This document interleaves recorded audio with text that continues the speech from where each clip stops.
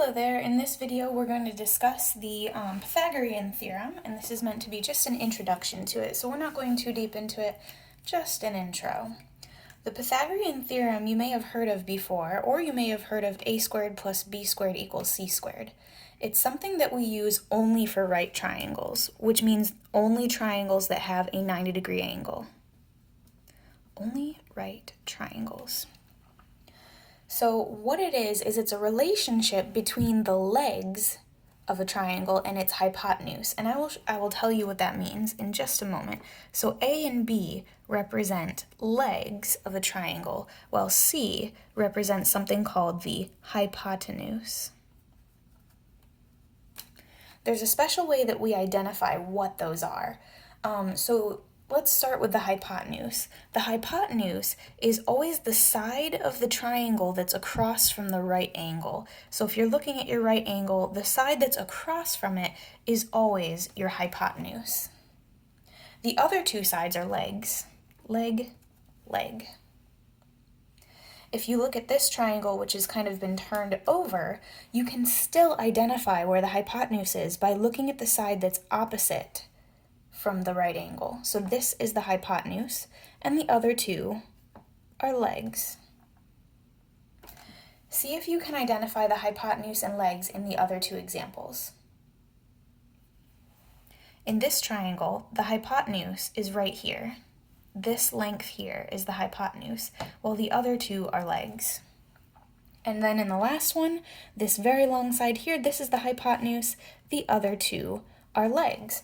And something that's really cool about these triangles is the hypotenuse is always the longest side. The legs are always going to be smaller than the hypotenuse. The hypotenuse will always be the longest side. So let's get into an example of how the Pythagorean theorem actually works. All right, take a look at this right triangle.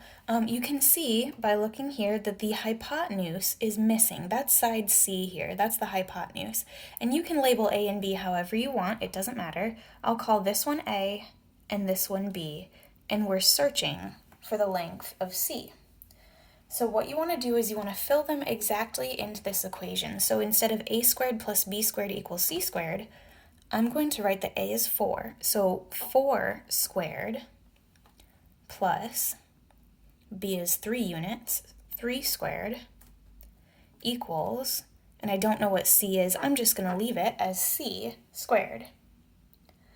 The next thing that you would do is you would actually square these to find out what numbers that they make and then add them together.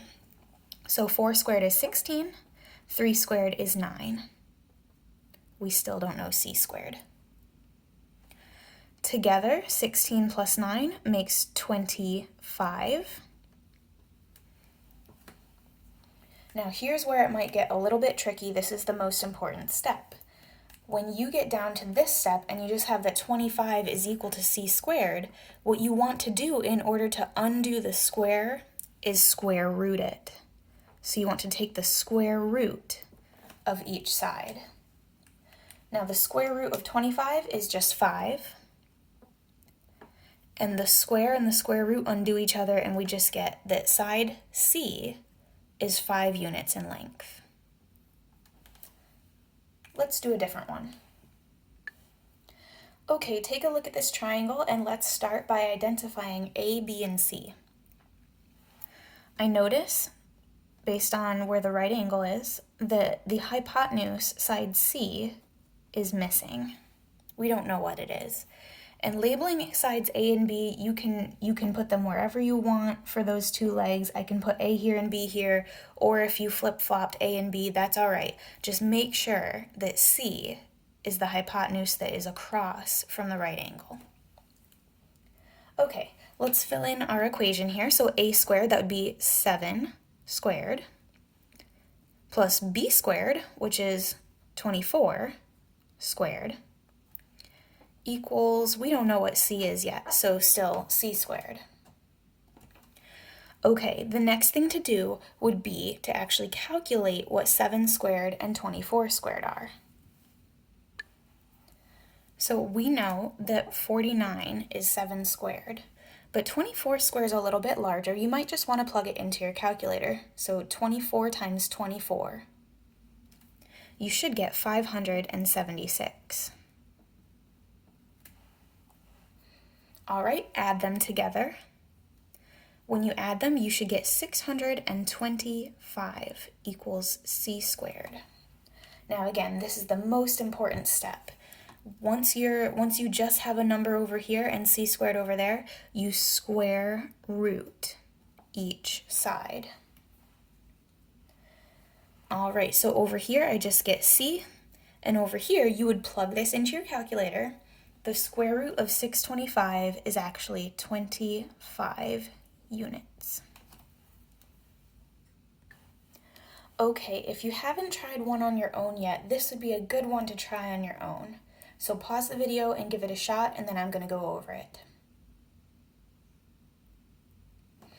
Okay, so I would want to find my hypotenuse and where it is first. So I notice that it's across from the right angle. So we don't know what C is. And then you can label A and B. I'll call this one A, and I'll call this one B. And I fill in my equation. So A squared, that's 99 squared. B squared, well, that's going to be 20 squared. And I don't know what C is yet, so I leave it as C squared. You're definitely going to need your calculator to do 99 times itself. So 99 times 99 is 9801. 20 squared, that's 400. You combine them, so you add them together. 10201, so 10,201 equals C squared. Now again, this is the most important step here. Once you're down to just a number and just C squared, you square root it. All right, and you should get that the square root of that means that C is 101 units.